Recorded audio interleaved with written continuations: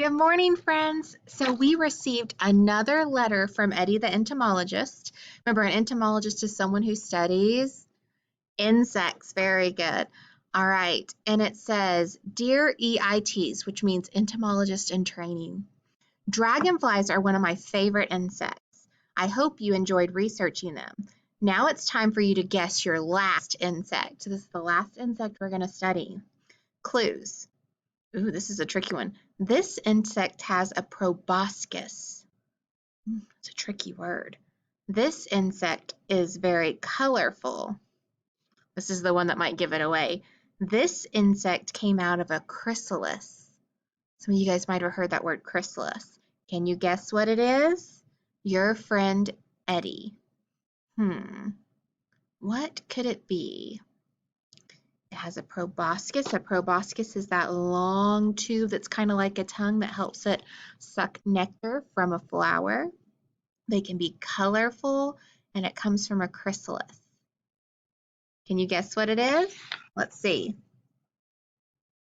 So here's my picture of a chrysalis, and we're going to learn the difference between a chrysalis and a cocoon. Chrysalis have that hard outside shell. After it comes from an egg, it's a caterpillar. So our insect is a butterfly. We're going to be learning about butterflies today. All right, and to learn about butterflies, we're going to read a nonfiction book. Remember, nonfiction means it is real. It's going to give us facts called Becoming a Butterfly by Grace Hansen. So, and while we're looking at reading this book, I want you to think about, we saw how a dragonfly changes. We saw how a ladybug changes throughout its life cycle. Let's see about how a butterfly changes throughout its life cycle, because we might be able to compare and contrast those two. All right, Becoming a Butterfly. All right, so let's look at our heading on this page. Remember, the heading is the bolded print that's going to be bigger than the other print that's going to tell us what we're going to learn about on the page. So this says Stage 1. All butterflies begin as tiny eggs. Some butterflies lay eggs while flying. Others carefully lay eggs on plants and other leaves. So you can see these are those butterfly eggs. And look, this is a very, very big close-up. You can see these are the veins on a leaf. So these butterfly eggs are going to be super, super teeny. So just like all the other insects, butterflies begin as eggs. Which remember, do you remember that vocabulary word we talked about?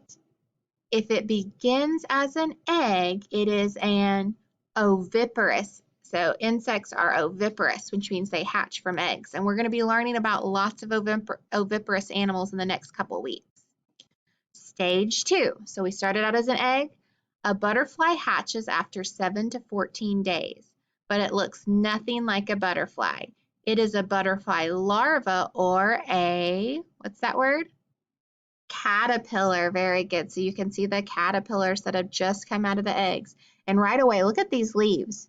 Those caterpillars went right to work eating. The caterpillar is very small. It has to eat lots of food. It grows quickly and it sheds its skin as it grows. So remember, the dragonfly shed that out exoskeleton. A caterpillar does that too. It sheds its skin. And do you remember what that vocabulary word is called? Molting. It's a molting that layer of skin. Stage 3. So we went egg, caterpillar.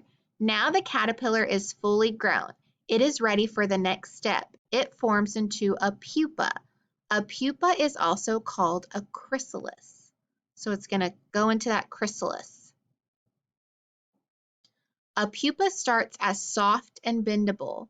After a few hours, the pupa is hard. This keeps everything safe inside. And this is very important because what we know about butterflies is they have very delicate or fragile wings.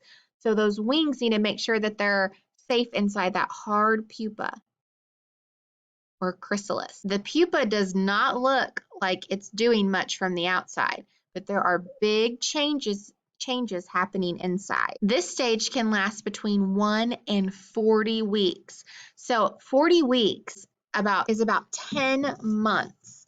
So some caterpillars can stay in their pupas for about 10 months, depending on the season. Near the end, the pupa changes colors. About 3 days later, the butterfly is ready to come out. So near the end, what happens is it starts getting a little bit see-through, and it just becomes thinner and thinner. That way that the butterfly can break out when it needs to. Stage 4. The butterfly pumps up its body from inside the shell, then splits the pupa's shell apart. The butterfly uses its legs to pull itself out. So you can see very carefully how its wings are coming out and its head right here. The butterfly sends fluids to its wings. The wings expand. It takes some time for its wings to dry. Now the butterfly is ready to fly for the first time.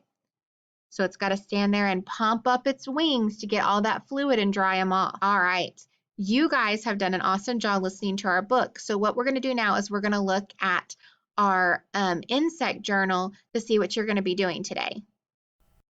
All right, so here is our insect journal page for the day. And of course, we talked about a butterfly. And so let's look at the parts that it's labeling. It's pointing to this part of the butterfly, which is the wings, which is very important because that's how a butterfly moves, is by its wings. Now, this part is pointing to that long bottom part. So you see the head, its chest, and then the abdomen. Very good. And then this is that long tube called the proboscis. That's what helps it suck up nectar from plants. So down here, I want you to write 3 facts about the butterfly. Now, we talked about the butterfly's life cycle, so you can talk about that. But if you know other facts about butterflies, you can put that in there too. It talked about that they are very colorful, so they can be many different colors and sizes. You can talk about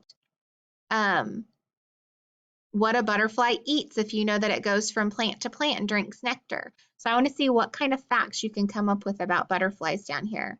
All right, you guys did an awesome job. Thank you.